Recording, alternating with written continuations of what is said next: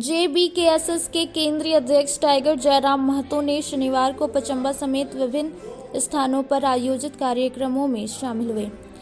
असल में इन्होंने 2024 लोकसभा चुनाव में गिरिडीह लोकसभा से चुनाव लड़ने का ऐलान कर एक नई जंग छेड़ दी है और लोकसभा चुनाव की तैयारी में जुट गए हैं। इस क्रम में गिरिडीह विधानसभा के पचम्बा, मनिक, लालो व अन्य स्थानों पर टाइगर जयराम महतो ने दौरा किया। इस दौरान टाइगर ने ग्रामीणों को अपनी वोट की कीमत समझने की बात कही। कहा कि जिस तरह से बाहरी लोग हमारी झारखंड को लूटने में लगे हुए हैं, अगर आज हम लोग नहीं जागते हैं तो आने वाले वक्त में हमें झारखंडियों के लिए काफ़ी भयावह स्थिति हो जाएगी। इसलिए समय रहते हुए चेत जाए और अपनी खतियानी और मूलवासी होने का प्रमाण देते हुए आने वाले चुनावों में अपने बहुमत का इस्तेमाल करें।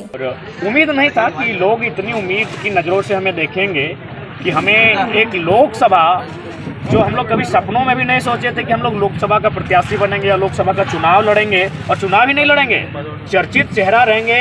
वह जिस सीट से हम चुनाव लड़ेंगे वो सीट हॉट सीट बन जाएगी, ये हमें उम्मीद नहीं थी।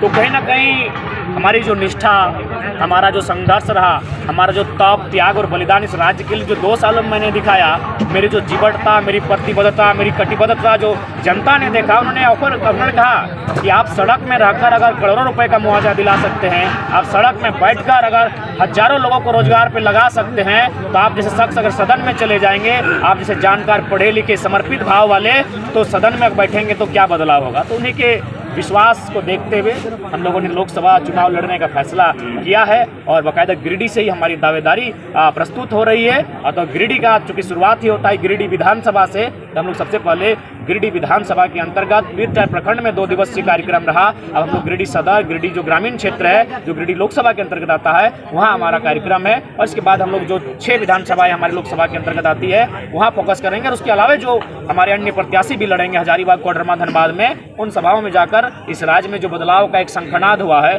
लोगों से हम अपील करेंगे इस राज्य की माटी की अस्मिता को बचाने के लिए अपने बेटों को संसद में भेजें, जो हमारी चर्चा परिचर्चा करके इस माटी की रक्षा करें।